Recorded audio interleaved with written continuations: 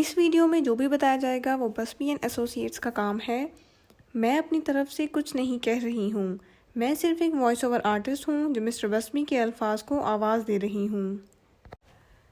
Mister بسمی کہتے ہیں کہ طلاق یا خاندانی قانون کے معاملے میں انتقامی فحش کا استعمال۔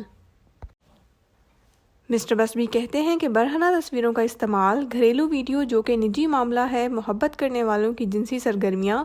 آئلی قانون کے معاملے میں فریقین وہ چیزیں ہیں جو میں نے 2001 میں عملی طور پر شروع کی تھیں۔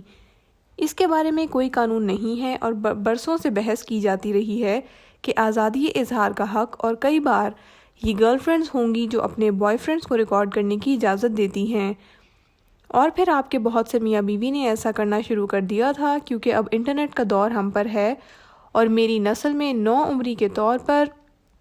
بیپر اور سیل فون تھے۔ موبائل فون 90 کی دہائی میں آئے اور ان میں کیمرے نہیں تھے جیسا کہ ہمارے پاس ہے۔ اب آپ ویڈیو بنا سکتے ہیں، لہٰذا ضروری ہے کہ آپ کی بیوی کی پولاروائڈ برہنہ تصویر کو عام کرنے کے لیے طلاق میں کارروائی کی کوئی وجہ نہیں تھی،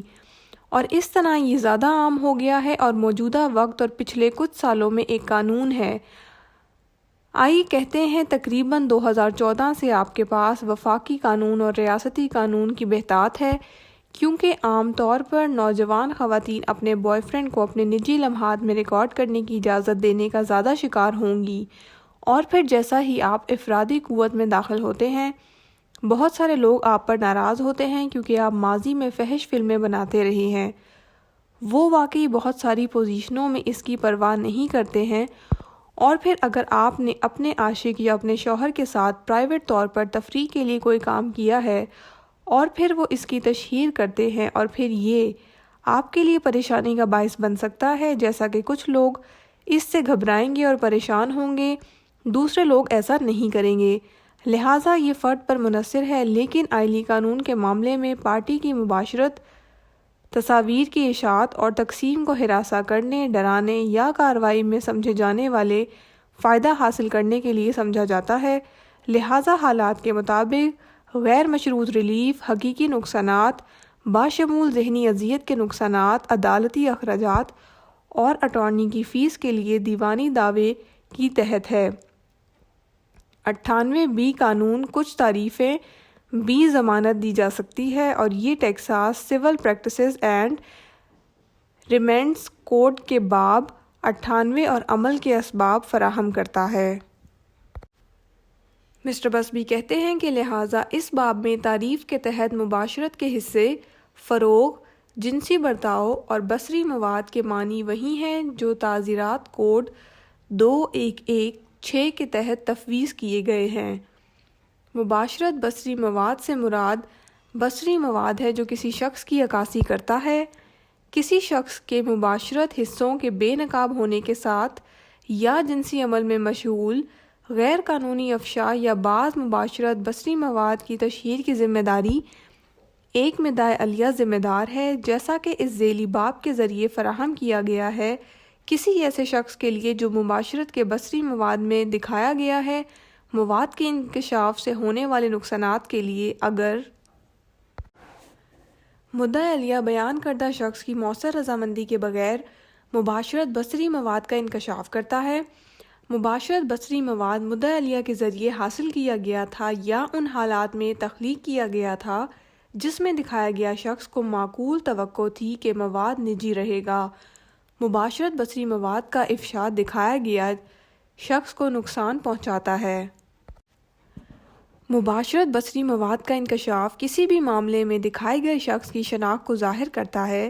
باشمول مباشرت بصری مواد سے متعلق کوئی بھی ساتھ یا اس کے بعد کی معلومات یا مواد یا مباشرت بصری مواد کے انکشاف کے جواب میں تیسرے فریق کی طرف سے فراہم کردہ معلومات یا مواد ایک مدعی علیہ ذمہ دار ہے، جیسا کہ اس باب کے ذریعے فراہم کیا گیا ہے۔ مواد کی تشہیر سے پیدا ہونے والے نقصانات کے لیے مباشرت بصری مواد میں دکھائے گئے شخص کے لیے، اگر مواد کے کردار اور مواد کو جانتے ہوئے مدعی علیہ اس ذیلی دفاع کے ذریعے بیان کردہ انٹرنیٹ ویب سائٹ پر یا کسی اشاعت کے لیے دیگر فارمز جو مدعی علیہ کے زیر ملکیت یا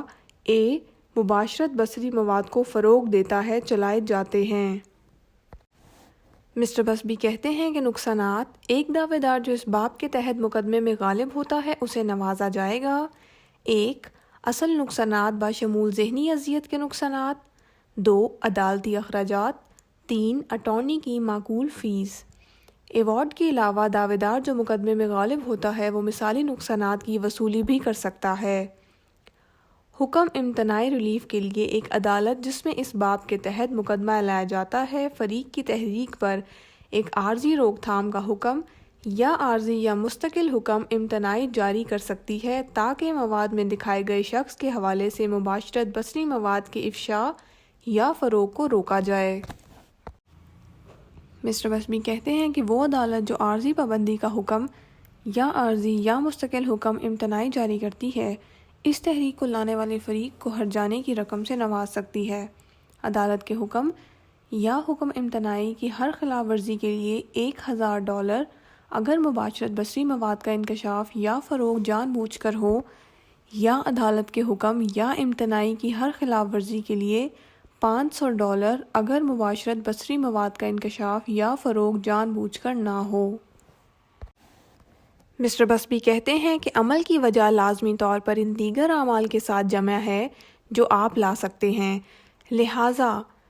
طلاق کے تناظر میں اسے طلاق کے دعوے کے اندر لایا جائے گا۔ آپ ذاتی طور پر اپنے سابقہ کے خلاف اس طرح کی کسی چیز کے لیے مقدمہ کر سکتے ہیں،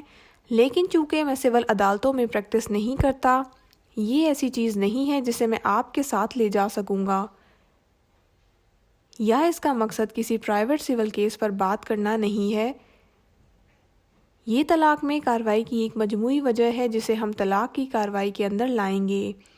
دائرہ اختیار: اس باب کے تحت لائے گئے مقدمے میں مدعی علیہ پر عدالت کا ذاتی دائرہ اختیار ہے اگر مدعی علیہ ریاست میں رہتا ہے، مباشرت بصری مواد میں دکھایا گیا کلائنٹ اس ریاست میں رہتا ہے،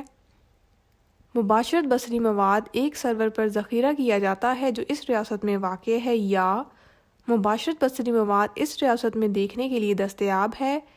کے تحت ہے۔ انتقام پورنوگرافی کے لیے ٹیکساس کا قانون